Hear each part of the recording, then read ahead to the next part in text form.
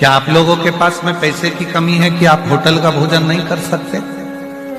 क्या आप खरीद कर भोजन नहीं कर सकते?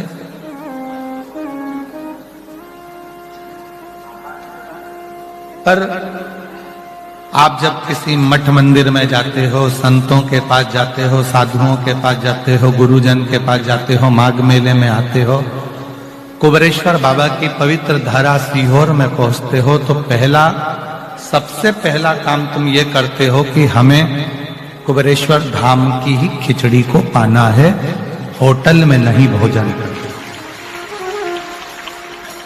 माघ मेले में आते हो तो आप सबसे पहले ये विचार करते हो कि हमें माघ मेले में संतों के दरवाजे से भिक्षावृत्ति कर कर मांग कर थोड़ा सा भोजन करना। हम मठ मंदिर में जाते हैं तो ये प्रयास करते हैं कि थोड़ा सा भोजन, थोड़ा सा प्रसाद हमें वहां से मिल जाए, थोड़ा सा।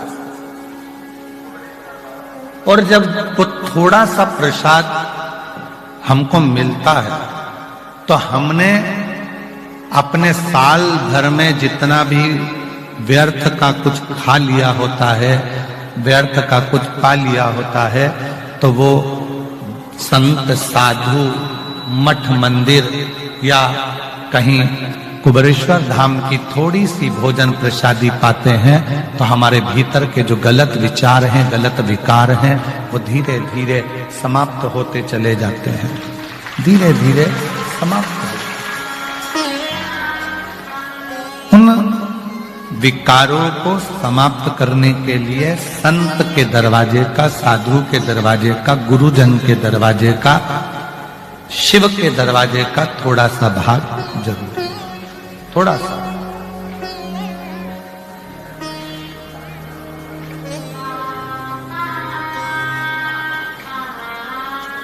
और वो थोड़ा सा अंश मात्र भोजन,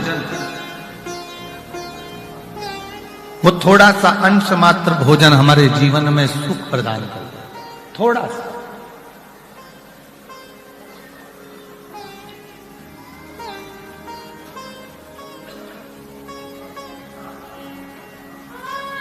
आप आए हो शिव महापुराण की कथा को श्रवण करने के लिए, भगवान देवादिदेव महादेव के पवित्र चरित्र को धारण करने के लिए।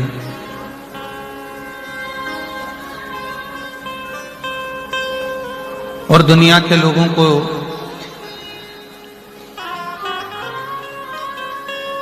ये लगता है कि बताओ, इतनी कोहरे में, इतनी ठंड में कौन बोलता है तुमको कि रोड पर पड़े रहो रात भर, कम्बल ओढ़कर, नीचे जमीन भी ठंडी है, ऊपर से पानी ओस जैसा गिर रहा है, और आप अपनी कम्बल ओढ़कर रात भर कथा का इंतजार कर रहे हो। रात इतने कोहरे में, इतनी ठंड में आप सीहोर वाले बाबा का इंतजार नहीं कर रहे हो। इतने ठंड में, इतने कोहरे में आप उस शिव का इंतजार कर रहे हो जो कैलाश पर बसता है, काशी में बसता है, उज्जैनी में बसता है।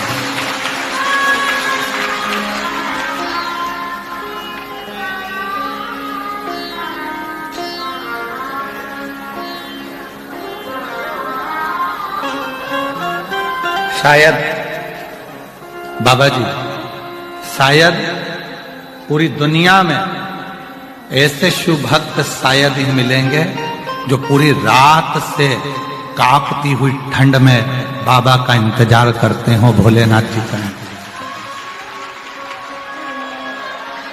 शायद पूरी दुनिया में, और पूरी दुनिया की बात कर रहा हूं, पूरी दुनिया में ऐसे श्रोता, ऐसे शंकर के भक्त शायद मिलेंगे जो रोड पर, नाली के किनारे, गटर के किनारे, रोड पर अपना एक पतली सी पन्नी बिछाकर, शाल ओढ़कर, कम्बल ओढ़कर रात भर से इंतजार कर रहे हैं और कोहरा पड़ते जा रहा है। रात शायद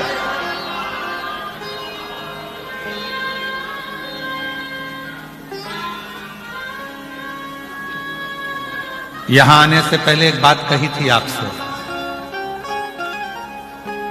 कल्पवासी 1 महीने तक कल्पवास करते हैं,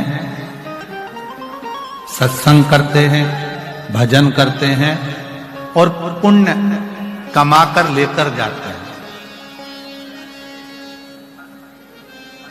1 महीने तक सत्संग भजन कर कर पुण्य कमाकर लेकर जाते हैं। यहां आने से पहले कहा था कल्पवासी 1 महीने तक भजन तप कल्पवास करते हैं और आपको और हमको केवल 5 दिन कल्पवास करने का मौका मिला है और वो कल्पवास से हम भी पुण्य कमा कर लेकर जाए, हम भी पुण्य लेकर।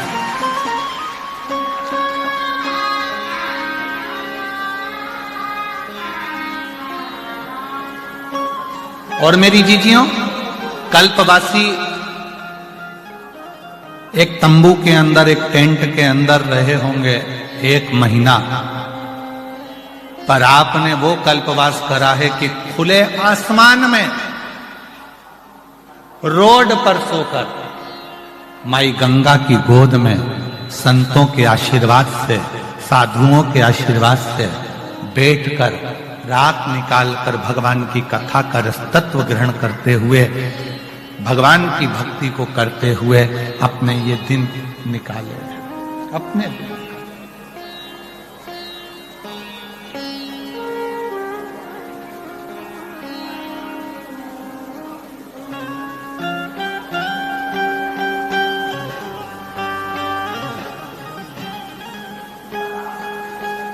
उसका इंतजार आपने करा है तो वो देव अधिदेव महादेव भी आपको ज्यादा इंतजार नहीं कराने देगा, आपकी खुशियां आपकी झोली में जरूर है।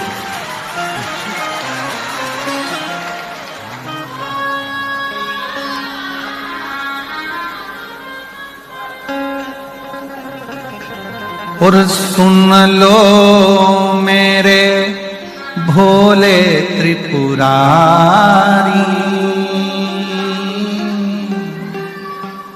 हे मेरे शंभु, हे मेरे त्रिकालदर्शी, हे मेरे कैलाशी, हे मेरे अविनाशी, हे मेरे शंकर, हे मेरे शिव, हे मेरे ओघड़दानी, हे मेरे शंभु, हे मेरे शंकर।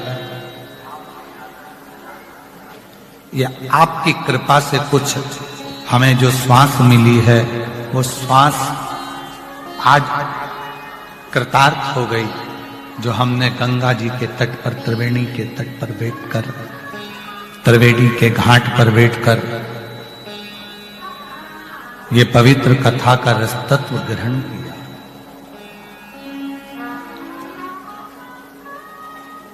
बाबा तेरे दरवाजे पर मैं कितनी देर से प्रतीक्षा कर रही हूं, कब से इंतजार कर रही हूं, कब से बाट जो रही हूं, कब से इंतजार कर रही हूं। तेरी कृपा, तेरी करुणा, तेरी दया जरूर होगी, यह निश्चित है और होगी। जब माता अंजना जी के गर्भ से संतान नहीं हुई, सालों निकल गए, माता अंजना जी के गर्भ से संतान उत्पन्न नहीं, दुखी हो गई, कहां जाऊं, किससे कहूं कि मुझे औलाद नहीं हो रही है, मुझे संतान नहीं हो रही।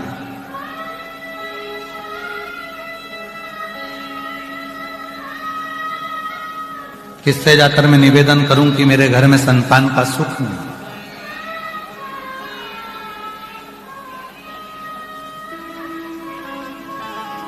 और केवल एक नारी होती है जिसको बहुत सुनना पड़ता है।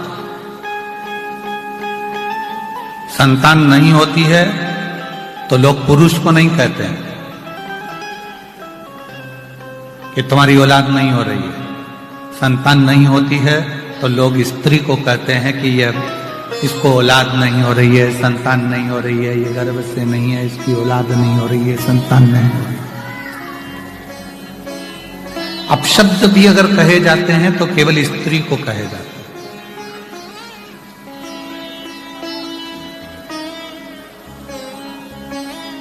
संतान नहीं है, अंजना माता को बारंबार माँ अंजना जी से बारंबार कहा जाता है, बार बार कहते हैं कि तुम्हें संतान का सुख नहीं है, तुम्हें संतान नहीं है, तुम्हें संतान नहीं है,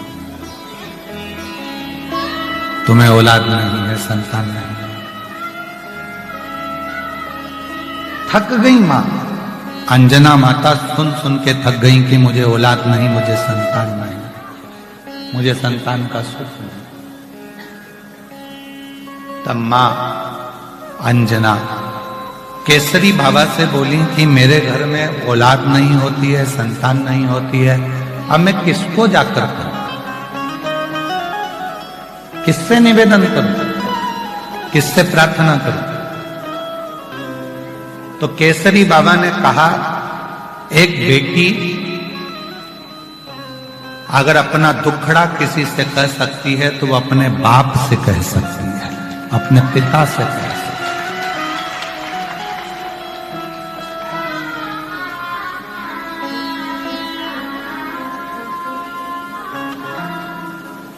दो पिता हैं, एक ने जन्म दिया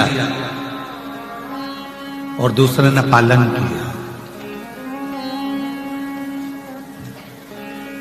एक पिता अपना पिता, दूसरा वो परम पिता, दूसरा है वो परम पिता, वो देव अधिदेव महादेव भगवान शिव, वो घरधानी शंभु त्रिकालदर्शी कैलाशी अविनाशी शंकर, वो भी पिता। और मेरी जीजियों, आप बाहर की आवाज बढ़ा रहे हो, अंदर की आवाज नहीं बढ़ रही है। मेरी जीजियों, अपने दुखड़े को अगर कहना है तो एक बात अपने पिता देवाधिदेव महादेव से जाकर, राधे तुम आके सुनो यहां बक्सों के पास,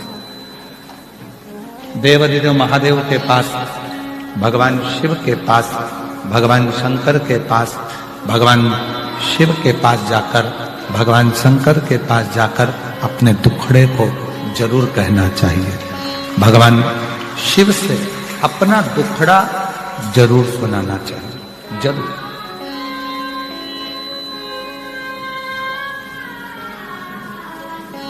अपने जब शिव से जाकर कहोगे तो शिव स्वीकार करेगा। पिता से कहो।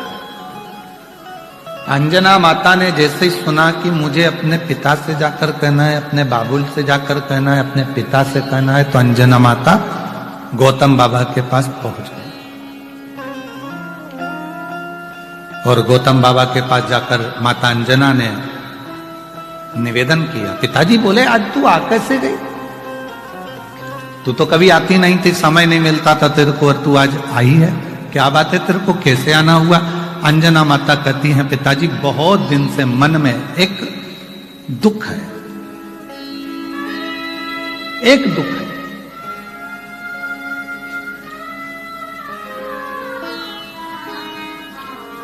पिता जान गए। पिताजी ने कहा, तू अपने मुख से मत कह कि तेरे को क्या दुख है, जब तू आई ना मैं समझ गया हूं तेरा दुख क्या है। तेरी गोदी में लाल नहीं है, संतान नहीं है, यही दुख है ना। पिता परमात्मा दोनों एक ऐसे होते हैं जो बेटी का चेहरा देखकर पहचान जाते हैं कि इसको तकलीफ क्या चल रही है, इसको दुख क्या चल रहा है, इसको कष्ट क्या है, इसको तकलीफ क्या है।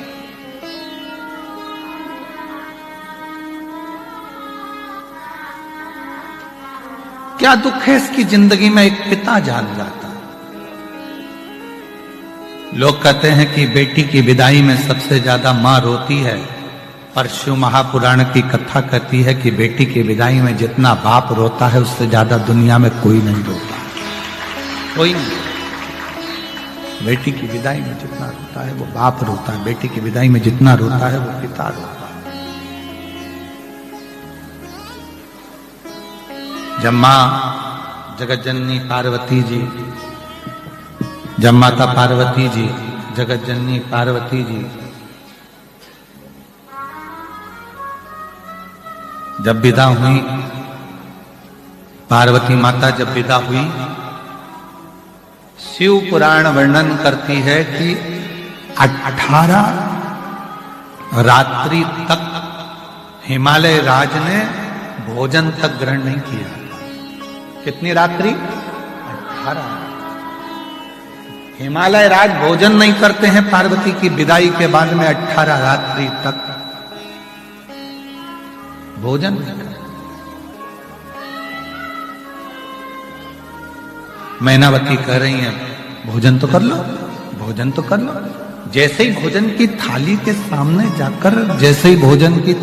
सामने जाकर हिमालय राज बैठते हैं, और बेटी पार्वती जी हिमालय राज के साथ में बैठकर भोजन करती थी, तो भोजन की थाली पर पार्वती जी की याद आ जाती है, और भोजन की थाली छोड़कर हिमालय राज अपने कक्ष में चले जाते हैं। प्रेम,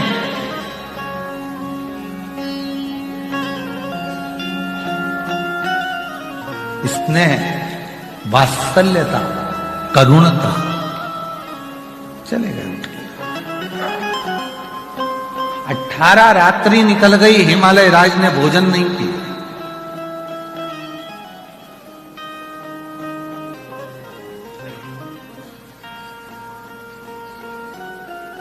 तब पार्वती जी ने कहा कि अपने स्वामी से, देवाधिदेव महादेव से, मेरा मन करता है मेरे पिताजी के पास चलना चाहिए।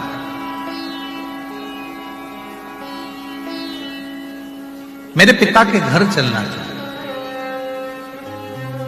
जिन्होंने कन्यादान करा है उस पिता की देहली सूनी हो गई होगी। शिव जी कहने लगे, चलो मैं तुमको तुम्हारे पिता से मिला कर लाता हूं। ले गए, और ससुराल का सुख जो मिलना शंकर जी को प्रारंभ हुआ, 1 महीना नहीं हिले। शंकर जी ससुराल में इतना माल पाए, 1 महीना। दुनिया के लोग कहते हैं सावन का महीना काय का होता है, तो कहा शिव जी की आराधना का। तो सबसे पहले शंकर जी की आराधना सावन के महीने में किसने करी थी? तो कहा पार्वती जी ने करी थी। पार्वती ने करी वो ठीक है, पर उसके बाद फिर किसने करी? तो कहा उनकी सासू जी मैनावती ने 1 महीने तक अपने दामाद की जो सेवा करना प्रारंभ करी, तो देवाधिदेव महादेव ने वरदान पर वरदान देना प्रारंभ किया।